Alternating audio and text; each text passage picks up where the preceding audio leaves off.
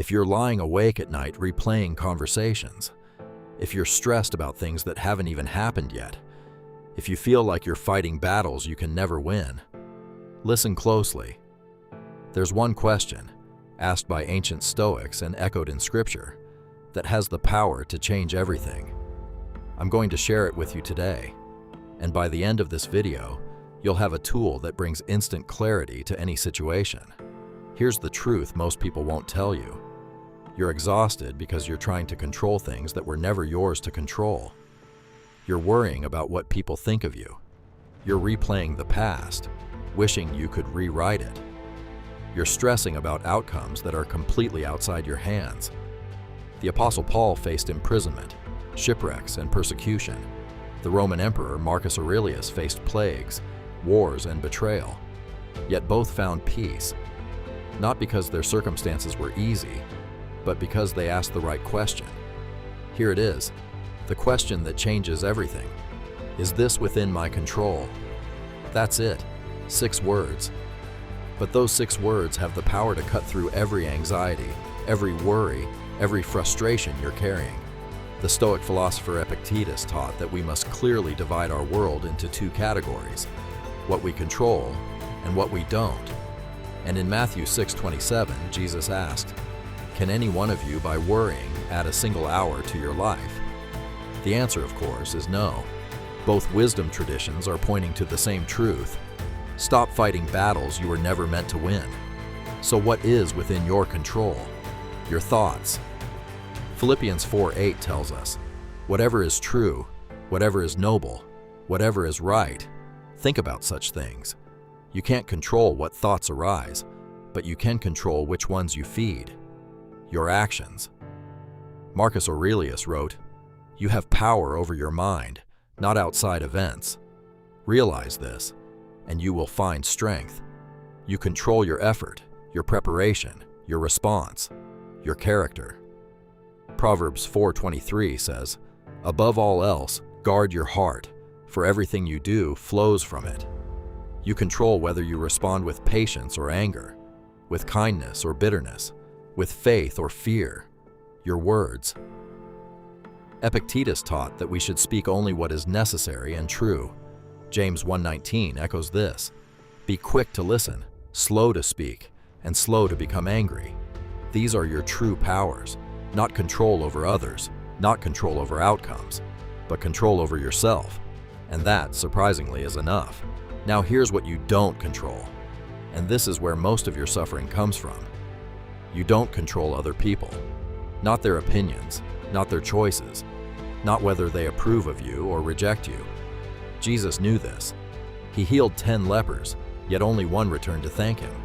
He didn't chase the 9. He didn't demand gratitude. He accepted what was outside his control. You don't control outcomes. You can study hard, but you don't control whether you pass. You can work diligently, but you don't control whether you get promoted.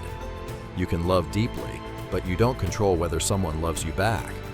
Proverbs 16:9 says, "In their hearts, humans plan their course, but the Lord establishes their steps."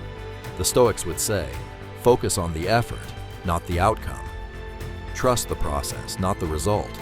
You don't control the past. It's done, unchangeable, final. Paul wrote in Philippians 3:13, "Forgetting what is behind and straining toward what is ahead, I press on." Marcus Aurelius wrote, "Confine yourself to the present." Both understood. The past is outside your control. Let it go. You don't control the future. You can prepare. You can plan. But you cannot guarantee tomorrow. Jesus taught in Matthew 6:34, "Do not worry about tomorrow, for tomorrow will worry about itself." The Stoics called this amor fati, love your fate. Christians call it surrender, thy will be done. Same wisdom, different words. So how do you actually use this? Here's the practical framework. Step 1. When stress hits, pause.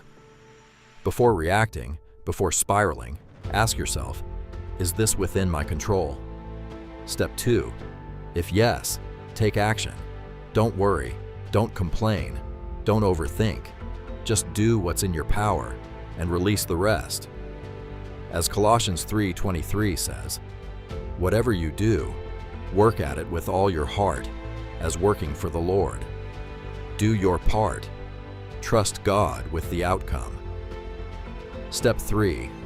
If no, let it go. This is the hardest part, but it's also the most liberating.